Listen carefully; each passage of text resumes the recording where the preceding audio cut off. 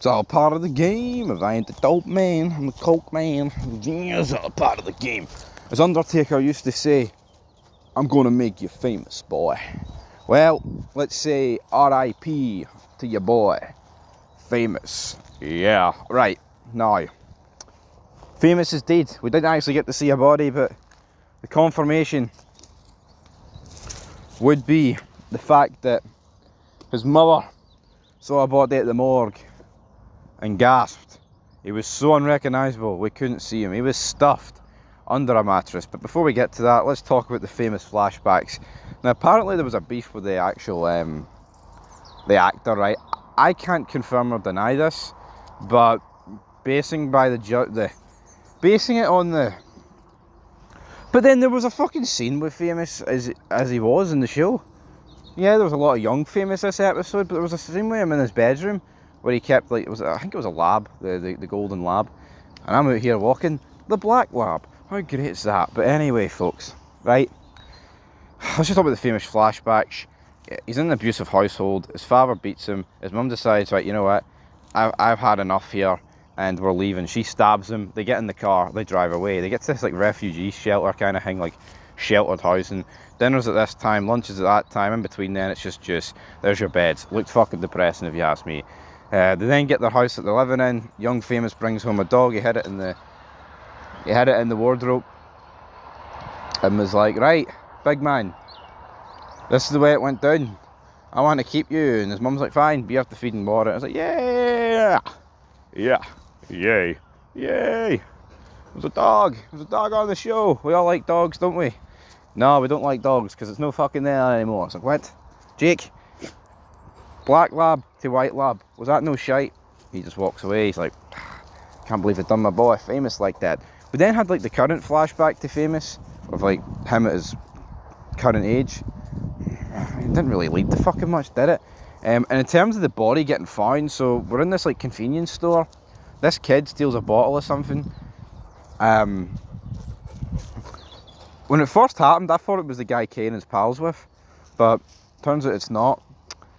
So essentially what happens then, he, like, runs off, and the shopkeeper follows him for, like, 2 minutes, and it's like, it's just a bottle of something, man. There's no way this is, like, the first time something's ever been stolen in your fucking shop. What are you playing at, son?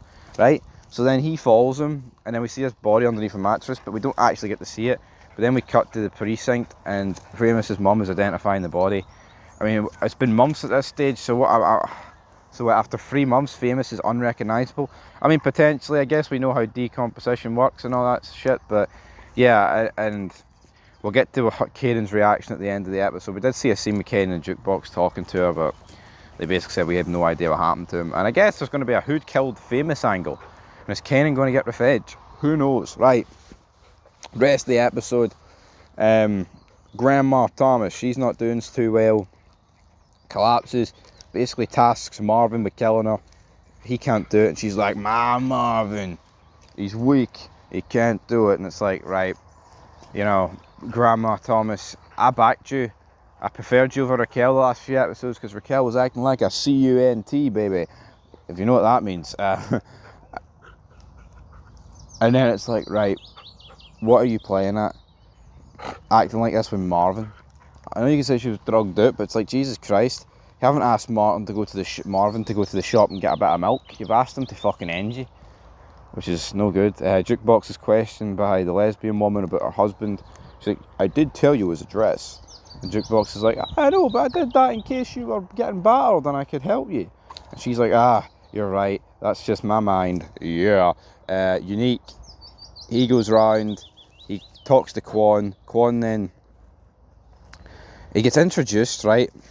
Quan basically cut all ties with Raquel, and the wee guy that was doing the deliveries for him gets killed by Marvin. This guy was speaking way out of line considering who he is, which is a fucking absolute nobody. Like, let's not get it twisted, right? So Marvin dropped him, and then what happens is Unique goes to meet this guy who played the Greek Lord in The Wire. His name's eluding me. I can't even remember what his name was in this episode, but this guy's a decent actor.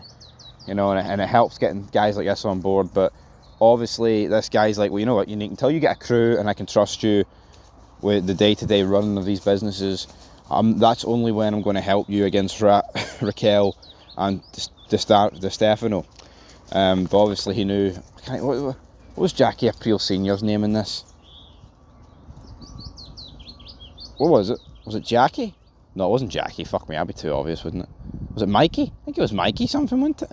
Anyway, either way, he's not backing him until that. And then pretty much what happens at the end of the episode, I mean, yeah, Lou, he sleeps with the music woman. Her big ditties were out during the scene. I mean, that's really about it from his point of view. And then, yeah, he gets this like new boy band. Like, see Lou, like, would it really just be too hard for this guy to get to the music business and fuck off to California and not be seen till like the last couple of episodes of the show? Like, the guy does nothing for me. Nothing, man. Absolutely nothing. Like, when he killed Kanan's friend early on, it was like, oh, and then he was getting drunk, oh. But then they just repeated it for 3 seasons, and I'm like, this ain't really cutting the mustard anymore, my friends. Right. And then the episode ends, Kanan receives a phone call, and we hear like 50 Cent narrate, and he's like, yeah, what the fuck you want me to say? I lost my best friend. That shit hurts. You can't speak about it. Shit, you only get one best friend. See this? You only get one best friend, do you? You know what I mean? It's like, I get it. I mean, you look across TV shows, people do have best friends. Like Jax Teller, he had Opie Winston. You know what I mean? Rick had Shane in The Walking Dead. Things like that. But you can get new best friends, can't you? Kanan's going to meet Tommy and Ghost soon, and he's going to fucking make friends out of them. You better believe it. But a sad scene nonetheless. I'm here with my best friend, Jake the dog. And Jake, what do you rate this episode out of 10, son? He's just chewing on a stick. He doesn't give 2 solitary fucks about this episode. Right, I'm going to give this episode, I'm going to give it a 7. I actually thought it was quite sad, the stuff with Famous, and it did pique my interest. It did pique my interest. Anyway, that'll do it for Raising Kanan. Till next time, peace.